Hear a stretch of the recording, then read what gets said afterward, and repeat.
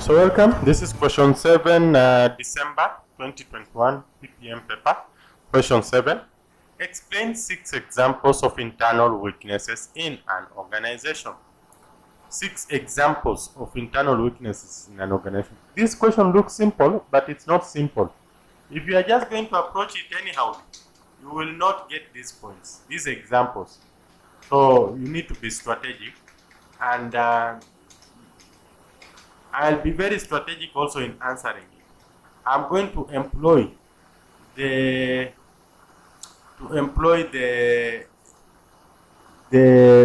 model that is called McKinsey 7S strategy. McKinsey 7S. That's a very good model when we talk about the internal business environment. The McKinsey 7S strategy. Looks like this thing is not cooperating, so I'll just have the answers here. So McKinsey 7S strategy, we have structure. This is the internal of the organization. McKinsey. This will help you have a very good insight into the internal organization, the internal environment of an organization. 7S strategy. There are 7 S's. Structure, strategy, shared values, skills, staff, style, and the last one is we also have systems somewhere here. Systems, let me just put it here. So these define the internal environment of an organization. Now if you know this strategy, this model, you've answered that question. Explain 6 examples of internal weaknesses in an organization. The structure. The structure can be a weakness in an organization. If the structure is not well outlined, then they will not have clear job descriptions. We will not have clear report to kind of a structure. We will not have clear responsibilities and accountability. We will not have clear power distribution, because power, those are the resources. They basically come from the structure. Then explain 6 examples of internal weaknesses. Now, poor strategies. Poor strategies. That's a weakness to an organization. If you have poor strategies, they will be failing or taking you to the wrong direction. Shared values. If you have vices instead of values, like corruption, these are weaknesses. Corruption, an environment which is very slow, a slow environment. You are not an adaptive environment, rigid kind of an environment. Those are weaknesses. Rigid environment. It's not a learning environment. Those are weaknesses in the organization. Skills. You don't have the necessary skilled manpower. No skilled manpower. You don't have, lack of the necessary skilled manpower. That's a weakness in the organization. Staff are demotivated. So demotivated staff. Poor working conditions. These are weaknesses. Poor leadership styles. You use dictatorship style of leadership everywhere. That is a weakness in the organization. You are inhibiting, you are not developing, you are not empowering your staff. Systems, processes that are, complex processes with a lot of bureaucracy. Those are weaknesses in the organization. There are processes that have a lot of bottlenecks. Those are weaknesses in the organization. Look at how many weaknesses we are coming up with. So many. So this model will help expand your thinking, and you can answer this question and get even 20 marks. Let's go to B. Summarize 6 benefits of organizing as a function of management. Now, organizing is a very critical function. After planning, organizing very critical. Oh, I'll not tire to tell you, organizing positions should come into your mind. Anytime somebody talks about organizing, responsibility and accountability should come into your mind. Report to kind of structure should come into your mind. Power, authority, this should come into your mind. We are talking about things like delegation, they should come into your mind. These are very important aspects in the organization. So if this is what organizing is all about, let's go back to the question and answer this. Summarize 6 benefits of organizing as a function of management. Brings order in the organization, ensures uniformity of purpose, allows planning, allows coordination. Coordination is smooth flow of work in the organization. And we can only have smooth flow of work if the responsibilities are very well clearly outlined. Communication improves. It improves communication in the organization. It is this organizing that will enable staffing function. Organizing will enable staffing function because it's organizing that will bring in the positions, the responsibilities, the report to, and so it's very easy for you to know how to know the people who are required in the organization, what their specialty areas should be, what their duties are. So staffing and organizing function are working tandem. They are like, they go together.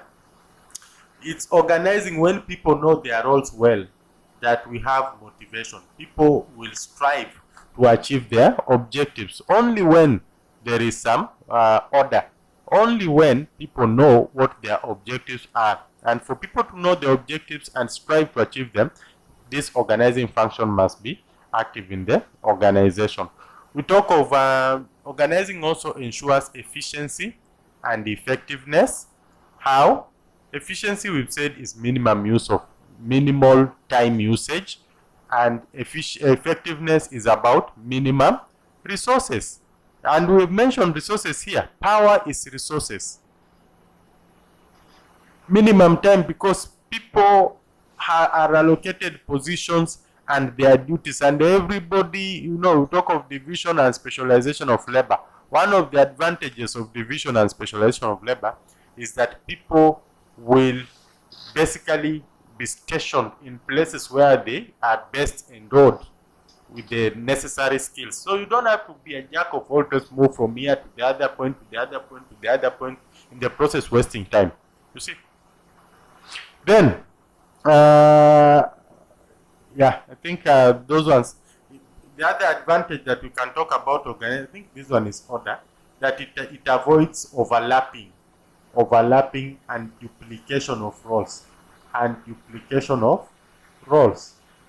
We will not have overlapping roles, duplication, because there's some order, Everybody knows his duties, what he's supposed to do, when, where, how, all those things.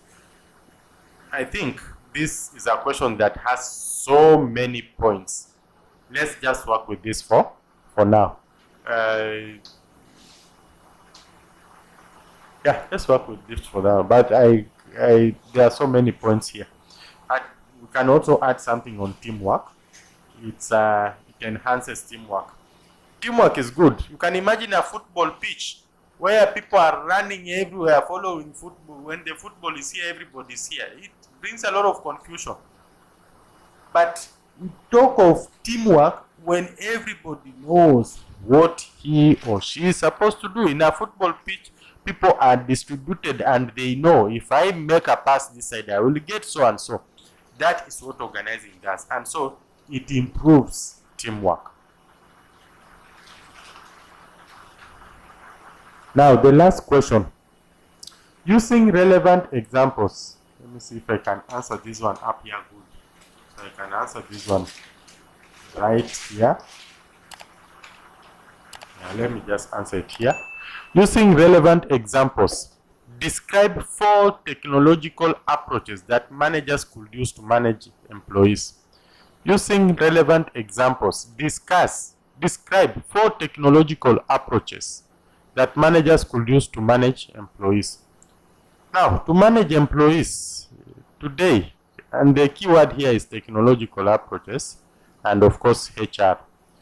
Today, technology has enabled virtual meetings, and of course virtual meetings helps to manage employees. So technological approaches, you can talk of the digital meeting devices, the Zoom, the webinars, and all those are things that are now present with us. The payroll processing softwares which make managing employees very easy, and these are technological software, technological tools. Now we have payroll processing softwares. They make the work of HR very easy in terms of managing employees. So these are technological approaches. We talk of things like even called what can we talk about? I think workshops. Yeah, workshops can come under virtual meetings, the digital workshops. Let's talk about the team management software. We have team management softwares which allow team to work together, but through technology. These are things that are now existent with us. We are talking about time tracking softwares,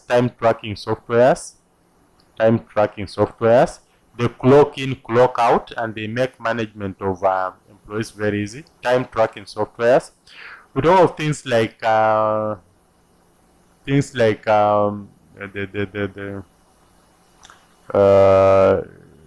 CCTVs, you know, instead of your physical presence, now you can just have CCTVs and monitor employees, and that is technology being used to manage employees. Then we have this workforce analytics, something that is very good.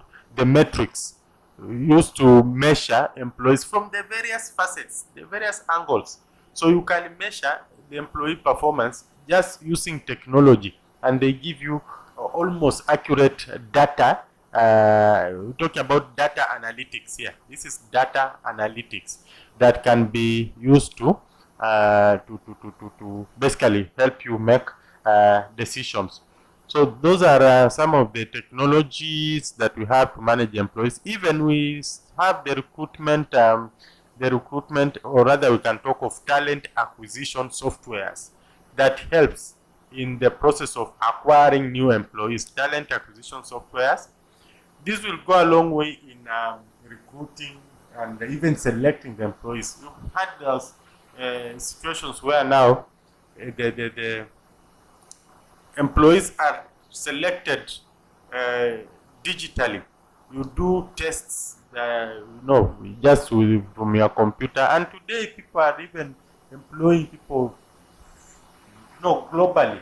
And you do interviews on through the technology, these machines that we have, and you are confirmed, and you start working. You even never see your employer. You maybe for the next 1 year, 2 years, you even don't know who they are. But you are working through machines, and is managing your work through machines. So those are some of the things that are happening technologically. So there's quite a lot of improvement in terms of the softwares that can help managers to manage employees. Make use of them anytime you are faced with this responsibility of managing employees. Thank you. Success in your exams. Don't forget to check with this is our school. Come here, learn. This is our Global Point Learning Center. KASNEB.com. You will get principles of management classes just like this one that I'm teaching you here, and notes that are well updated at very fair prices. Thank you. Welcome.